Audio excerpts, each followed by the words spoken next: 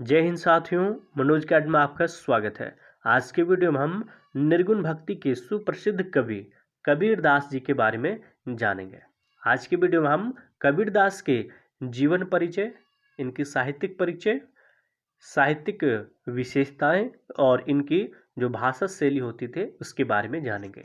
साथियों, अभी तक आपने हमारे चैनल को सब्सक्राइब नहीं किए हैं तो कृपया सब्सक्राइब अवश्य कर लें और बेल आइकन प्रेस अवश्य कर लें ताकि जितने भी महत्वपूर्ण वीडियो मैं बनाता हूं आप तक बहुत जल्द पहुंच सके।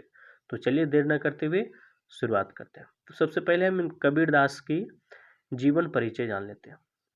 तो हिंदी साहित्य के स्वर्ण युग अर्थात भक्ति काल के अग्रदूत महात्मा निर्गुण कवि कबीर हिंदी साहित्य की श्रेष्ठतम विभूति रही है। कबीर को ज्ञानमार्गी शाखा का प्रमुख एवं प्रतिनिधि कवि भी माना जाता है।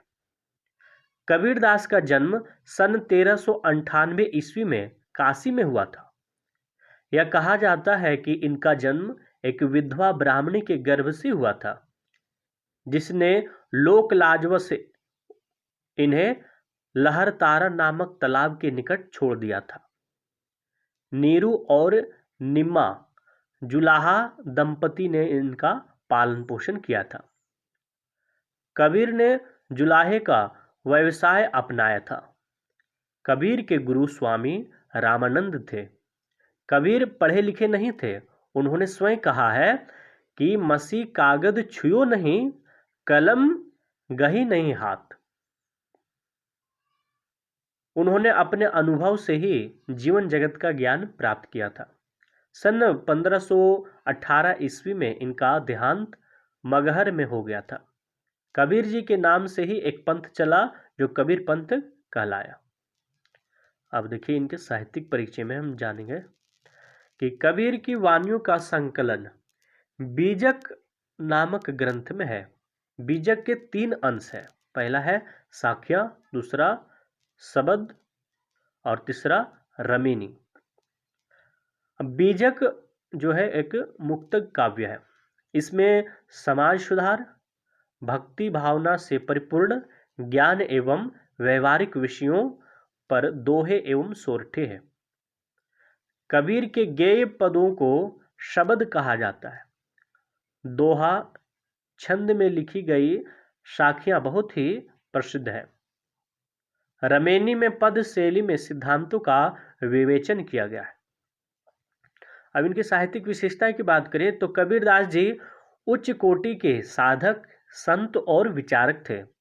भारतीय समाज में व्याप्त जाति पाति, अंधविश्वास, बाह्य आडंबर, मूर्ति पूजा, अवतारवाद, धार्मिक संकीर्णता और कट्टरता का उन्होंने डटकर विरोध किया था। कबीर ने निडरता का परिचय देते हुए हिंदुओं और मुसलमानों के ढोंग आडंबरों को भी फटकारा था। तीर्थ, व्रत, रोजा, नमाज आदि का भी उन्होंने विरोध किया था। उन्होंने आत्मा परमात्मा के रहस्य को बहुत ही सरल भाषा में समझाया है। कबीर ने परमात्मा को पति के रूप में तथा जीवात्मा को पत्नी के रूप में प्रस्तुत किया है। कबीर दास ने गुरु की महत्ता, शरीर की नश्वरता तथा निर्गुण भक्ति पर बल दिया है।